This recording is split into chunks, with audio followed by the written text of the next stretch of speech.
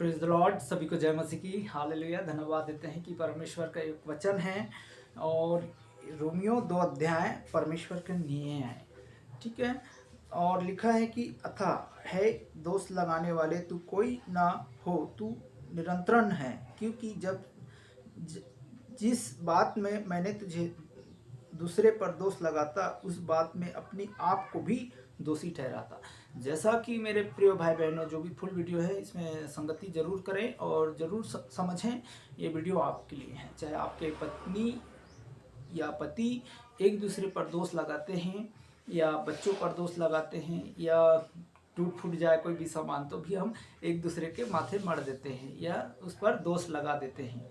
तो हमें किसी के इस दोष लगाने वाले के लिए, चाहे काम खराब हो गया तो भी उसने ऐसा कहा तो हमने उस पर भी दोष लगा दिया। तो हम इस दोष लगाने वाले बुराई करने के वजह आप लोग जान लीजिए, है ना। जो भी आप सदस्य लिए हैं, जो भी आप फेसबुक से देखते हैं, इंस्टाग्राम से देखते हैं, जो भी आप किसी भी देश से जुड़े हैं तो भी आप सुन लीजिए परमेश्वर आप लोगों से किस तरीके से वचन के द्वारा आप ही लोगों से बात कर रहे हैं और आप ही लोगों से ये वचन के द्वारा जैसे दोष लगा रहे हैं वैसा लिखा है कि जब दोष लगाएंगे तो दोनों ही दोषी का करार होंगे, क्योंकि आप भी परमेश्वर को नहीं जानते हैं और वो भी प्रभु यीशु मसीह को नहीं जानते हैं। अगर जानते भी हैं तो हमको किसी को भी एक दूसरे में आरोप नहीं लगाना है। लिखा है क्योंकि लिखा है दोषी ठहर चुका है, इसीलिए तू जो कुछ दोष लगाता है स्वयं ही वह काम करता है। हम जानते हैं कि ऐसे ऐसे काम करने वाले पर परमेश्वर की ओर से ठीक ठीक दंड की आज्ञा होती है मनुष्य तू जो ऐसे ऐसे काम करने वाला पर दोष लगता है और आप ही वही काम करता है, क्योंकि समझता है कि तू परमेश्वर की दंड की आज्ञा से बच जाएगा क्या। देखिए यहाँ पर आप लोग किसके आज्ञा से बच जाएंगे। यहाँ थाने से बच जाएंगे, कचहरी से बच जाएंगे, अदालत से बच जाएंगे, या कोई रिश्वत देगा कि आज इसने कुछ पाप नहीं किया है तो वो पैसा देकर हम बच जाएंगे, है ना। ये आप लोगों का बहुत खुश होते होंगे, है ना। सभी जातियों से, मतलब जो भी सुन रहे हैं सभी जाति नहीं, परंतु एक ही पिता है और एक ही परमेश्वर है। क्या हम उस दंड की आज्ञा से बचने की चाह रहे हैं? क्या हम बच जाएंगे? यहाँ से तुम अदालत से बच सकते हो, कचहरी से बच सकते हो, सब चीज़ों से बच सकते हो, लेकिन परमेश्वर के सिंहासन के सामने क्या हम आप उनसे विनती करेंगे? अरे अगर हम पाप कर रहे हैं, अगर पाप भी हो जाता है ना, तो देखिए जैसा कि मान लीजिए कि हम पाप कर रहे हैं, निरंतर पाप कर रहे हैं, आज नहीं करेंगे कल छोड़ देंगे, आज नहीं करेंगे कल छोड़ देंगे, यही पाप बढ़ते जा रहा है, बढ़ते जा रहा है, बढ़ते जा रहा है, घटता भी नहीं है, बढ़ते ही जा रहा है। तो हम बोल रहे हैं, प्रभु कहता है कि आप लोग भी पूजा पाठ कर रहे होंगे, कई भी देवी देवता से पूजा पाठ कर रहे हैं, आप नहा धोकर जा रहे हैं, इसे मत छूना उसे मत छूना, मैं गंदा हो जाऊंगा। ये नहीं है। प्रभु ये नहीं कहता है। सबसे गले लगाने वाला परमेश्वर यीशु है और कहते हैं कि हमको ये नहीं छूना है, वो नहीं छूना है, आज हमको वो नियम करना है, आज मेरी व्रत है या करवा चौथ है या कुछ भी वगैरह वगैरह है। तो ये हम खुद नियम बनाते हैं, ठीक है। हम जो है खुद नियम बना रहे हैं। आज मेरे व्रत है, आज मेरे पूजा पाठ है, आज मुझे ये करना है, वो करना है, ऐसा करना है, ऐसा करके हम लोग जो है खुद नियम बना रहे हैं। और हम परमेश्वर और बोलते हैं जब पानी भरने भी जाएं हेडपम्प में या कहीं भी, अरे भैया तू पहले भर ले या हम बाद में भरेंगे, छुआछूत मानने लगते हैं आजकल के लोग। आजकल क्या है, लोग जल्दी करके विश्वास नहीं करते हैं सच्चे परमेश्वर को, है ना। बेईमानी ज़्यादा करते हैं, चीटिंग ज़्यादा करते हैं, गंदा काम जल्दी कर लेते हैं, जलन रखते हैं आजू बाजू का। आपका पड़ोसी से पूछिए क्या मुझसे जलन कर रहे हो, जलन रखते हो क्या? अरे भैया नहीं नहीं नहीं, मैं तो जलन नहीं रखता हूँ और ना रखूँगा, माफ़ कर भैया मुझे बचा इस पर से। ऐसे लोग कई हैं मेरे प्रिय भाई बहनों। तो हमें इसको समझना है, किंतु हमें उस लोगों से जो है हमारा सच्चा परमेश्वर एकमात्र जो आपको जीवन दे सकता है मेरे प्रिय भाई बहनों, ये बात टालने का नहीं है कि ये वचन जो है आप ही लोगों के लिए है। आप लोगों से प्रभु बात करता है, लेकिन आप लोग जो है नकारात्मक बात कर लेते हैं, नहीं मालूम, नहीं देखते हैं, वीडियो को भी नहीं देखते हैं, नहीं समझते हैं। हमें समझना जरूरी है, क्योंकि हमारा रोज का जीवन यापन कर रहे हैं, हम इस छत के नीचे रह रहे हैं, इस मकान के नीचे रह रहे हैं, है ना। तो हमें इसको समझना जरूरी है। किंतु बोल रहे हैं सब तुझे माफ़ कर देंगे, आपका पति माफ़ कर देगा, आपका पापा माफ़ कर देगा, आपका बाप माफ़ कर देगा, आपके भैया माफ़ कर देगा, आपका माता पिता दादी दादा नानी नाना थाना पुलिस कचहरी सब माफ़ कर देगा। लेकिन आप पाप मत करिए, परमेश्वर आपको वहाँ पर जब सिंहासन के सामने जब खड़ा होंगे ना, तब आपको पता चलेगा कि सच्चा है कि झूठा है ना। तो बोलेगा आप हमें नहीं जानते हैं। जब हम आपको प्रचार कर रहे हैं तो आप लोगों के मार्गदर्शन जो है परमेश्वर से मेल मिलाप करें और उसके साथ संगति करें।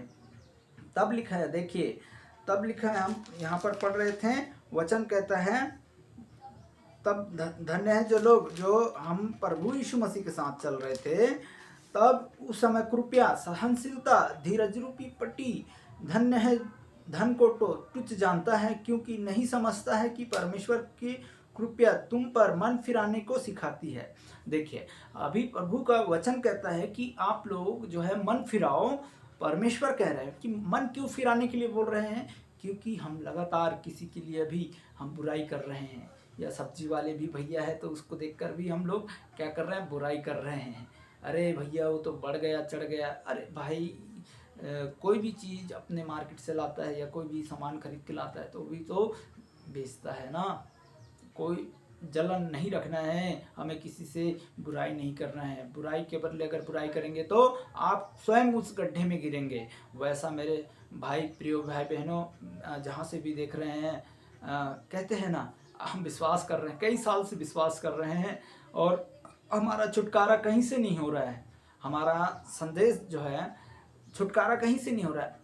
कहीं कई होम बलि कर रहे हैं, कई बकरा चढ़ा रहे हैं, कई मुर्गी चढ़ा रहे हैं, कई कुछ कटापिटी कर रहे हैं। 10-10 दिन 15 दिन हर सोमवार मंगलवार आप लोग जो भी फास्टिंग रख रहे हैं, आपका व्रत रख रहे हैं, आप उपवास कर रहे हैं, तो आपको रिजल्ट मिल रहा है। परमेश्वर कहता है कि आप अपना अधीनता, आपका जो व्यवहार जो है, गाली दे रहे हैं, बुराई कर रहे हैं, लफड़े झपड़े कर रहे हैं, झूठ बोल रहे हैं, कपड़े से, अरे कपड़ा कहाँ है, ये नहीं ला रहा है, वो नहीं मिला, ये नहीं मिला, घर में बीबी को बच्चे को सबको गाली दे रहे हैं, तो आपको कहाँ से परमेश्वर आपको आशीष कहाँ से देगा।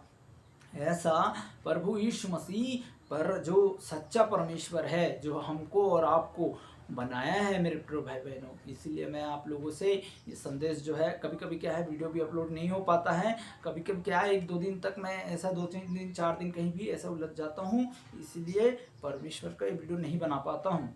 इसीलिए प्रभु यीशु मसीह का ये संदेश जो है आप तक पहुँचाने के लिए, और ये मैं जो लोग भी विश्वास करेंगे, सदस्य लेंगे, संगति करेंगे, तो आप लोगों के लिए मैं प्रार्थना करूंगा।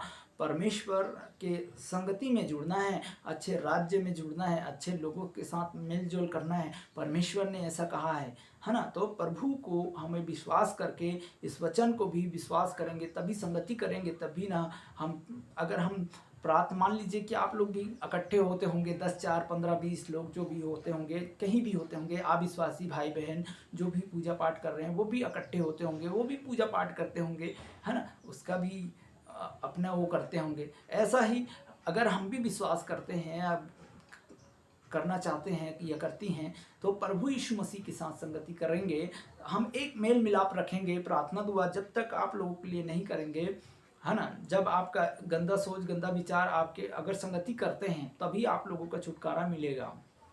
हालेलुया। और जब तक हम एक दूसरे से बात नहीं करेंगे, एक दूसरे से हमारा जो बीमारी है, तकलीफ है या मुसीबत में है, अगर हम नहीं बताएंगे या हम नहीं मिलेंगे या हम नहीं कांटेक्ट रहेंगे, तो हमें कैसे समझ में आएगा, कैसे आप लोगों के लिए हम प्रार्थना करेंगे। अगर आप लोग बताया है तो हम आप लोगों के लिए ज़रूर प्रार्थना करेंगे, है ना। तो ऐसा ही जैसा अगर आप बताएंगे, डॉक्टर को भी बताएंगे कि भाई मेरे यहाँ तकलीफ है, यहाँ दर्द है, यहाँ पेन हो रहा है, तभी न जानेगा। या आप खाना खाएंगे, भूख लगता है, तब क्या बोलते हैं, खाना निकाल दो। ऐसा अगर हम बताते हैं किसी भी विषय में, किसी भी वजह है, किसी भी गुप्त अंदरूनी बात है, या किसी भी तकलीफ में जूझ रहे हैं, अगर हम बताते हैं तो अभी ना हमारा इलाज होगा, तभी ना हमारा परमेश्वर के साथ मेलजोल रहेगा। तब लिखा है कि यहाँ पर कहता है, परंतु तू तो ठीक ठीक हटीले मन फिराने के लिए परमेश्वर कह रहा है, लेकिन तू अपनी कठोरी में और हठीले मन के कारण तू क्रोधित के दिन में जिस समय परमेश्वर का सच्चा न्याय प्रकट होगा, इसीलिए अपने क्रोध कम कर, क्योंकि वह हर एक को उसके काम का अनुसार बदलेगा। देखे, है ना। तो जो जो सुक्रम के में रहित रहकर महिमा, आदर और अमरता की खोज में रहता है, वह अनंत जीवन देगा। पर जो वादी वह सत्य को नहीं मानते हैं, वह अधर्म को मानते हैं, पर उनको पर क्रोध को कोप पड़ेगा। वह क्लेश और संकट हर मनुष्य का प्राण पर बुरा करता है, वो आएगा। पहला यहूदियों फिर यूनानियों, परंतु महिमा के आदर और कल्याण का हर एक को मिलेगा। जो भला करता है वह पहले यहूदियों को यूनानियों को। परमेश्वर किसी को पक्षपात नहीं करता है। तो हमें किसी को, हम ही लोग ही पक्षपात कर लेते हैं, हम ही लोग न्याय में खड़ा हो जाते हैं, हम ही लोग उसको बोलने के लिए तैयार हो जाते हैं। अरे भैया, हम ही सब चीज़ कर लेंगे तो परमेश्वर क्या करेगा, है ना। तो ऐसा ही हमको ही परमेश्वर पर मन फिराने के लिए अवसर देता है। आप फ़ोन पे झूठ बोल रहे हैं या किसी चीज़ों पर झूठ बोल रहे हैं, तो ऐसा ही। इसीलिए जिन्होंने बिना व्यवस्था पाए पाप किया, है ना, वो नष्ट भी होंगे। जैसा अभी कई ऐसे लोग हैं जो प्रभु यीशु मसीह का व्यवस्था का पालन कर रहे हैं और पाप भी कर रहे हैं, तो वो पाप में गिना जाएगा। और जो आप अगर व्यवस्था में जान रहे हो, व्यवस्था क्या होता है, व्यवस्था अपना जैसा कि आज्ञा होता है कि चोरी मत करना, छिनाली मत करना, लड़ाई मत करना, झगड़ा मत करना, चुगली मत करना, हिंसा मत करना, ठट्ठा मत करना, किसी के बुराई से मत करना, किसी का ज़मीन हड़पना नहीं, किसी का कुछ हड़पना नहीं, किसी का मतलब ऐसे बुरा भला किसी भाई बहन को भी हमें इसको नहीं कहना है। और हम लोगों के लिए भी प्रार्थना करना है, अपने देश के लिए भी प्रार्थना करना है, सभी लोगों के लिए।